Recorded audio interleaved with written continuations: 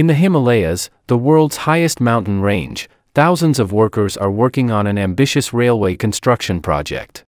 This railway, which cost up to $8 billion, starts from China and extends all the way to Nepal. This project is notable not only for its sheer scale, but also for its challenging construction environment. Some Western observers are skeptical of the project, citing construction difficulties and the fact that Nepal is a small, economically underdeveloped country. Therefore, the benefits to China from building this railway are not obvious. Obviously, this will be the most difficult, challenging project in the history of human railways. So why does China have to cross the Himalayas to build a railway? What is the current progress of this international railway? Because Nepal is a landlocked country, its industrial base is very poor. So they have to import a large amount of industrial products from other countries every year. For example, in 2021, the total trade volume between China and Nepal was $1.8 billion. Among them, China's exports of goods to Nepal are worth $1.7 billion. Covering a wide range of products from fresh fruits to household appliances, we have almost everything. In comparison, the total value of Nepal's exports to China is only $24 million, a figure that is insignificant in bilateral trade.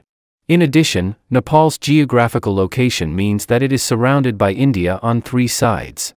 Although the passenger and freight railway connections between the two countries are convenient, this also makes it easier for India to exert influence on Nepal. On April 25, 2015, an 8.1 magnitude earthquake struck Nepal, severely damaging the Anago Highway and exposing Nepal's vulnerabilities. Due to damaged roads, Nepal has to pass through India before going to other areas. India has taken advantage of this to block roads, making it difficult for external relief supplies to reach Nepal. This is not the first time this has happened. Although the United States and other Western countries provide so-called help to Nepal, these aids often come with various conditions and are actually a form of control over economic means. For example, the United States provided power resources and road construction assistance to Nepal, but attached some hegemonic terms. These conditions mean that if Nepal accepts assistance from the United States, it may be controlled by its hegemonic power. Considering that Nepal is a neighboring country of China, the United States' attempt to control Nepal may have an adverse impact on China.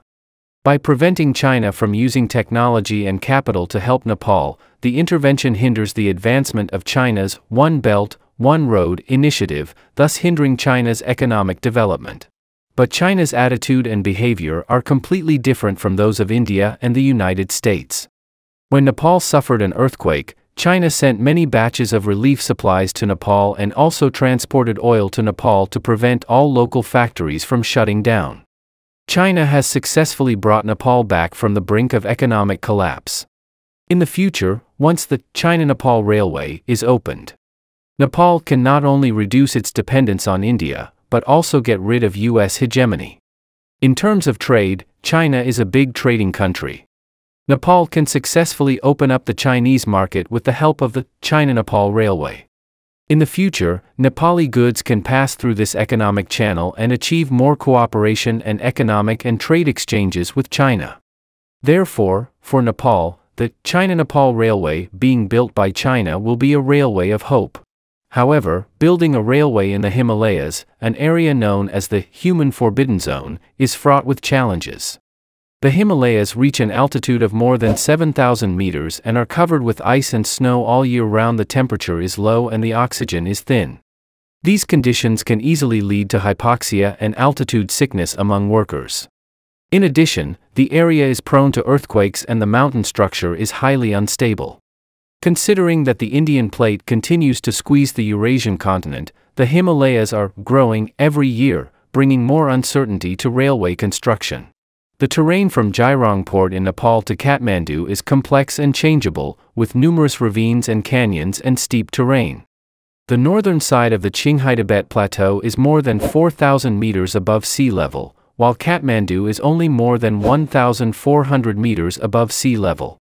The terrain difference is huge, which brings great challenges to railway construction. According to a 2018 feasibility report, if a railway is built from China to Nepal, almost 98% of the road sections will require the construction of bridges and tunnels. In such a harsh construction environment, it is conceivable that it is difficult to build railways. Not only is work efficiency greatly affected, but it also poses a threat to workers' lives and safety. Therefore, it is undoubtedly an arduous task to realize railway construction under such difficult conditions. According to China's plan, the China-Nepal Railway will extend from the Riji-Jilin Railway. It will be an extension of the Qinghai-Tibet Railway and the Chinese section of the China-Nepal Railway. It will continue to cross the Himalayas, extend to the capital of Nepal, and connect 3 major cities in Nepal. In this way, the China-Nepal Railway will become a complete transportation channel and build a bridge between China and Nepal.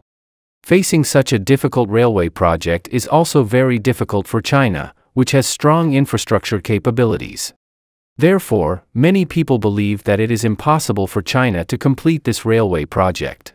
But today, although there are many doubts that China cannot complete this ambitious project, China's infrastructure strength and innovation capabilities cannot be underestimated.